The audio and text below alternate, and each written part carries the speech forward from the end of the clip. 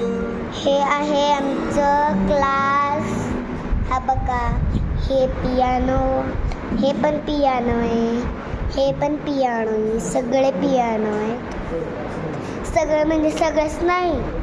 हा बघा, हे झेब्रा आहे, झेब्रा क्रॉस, झेब्रा मी काय पण बोलते, झेब्रा.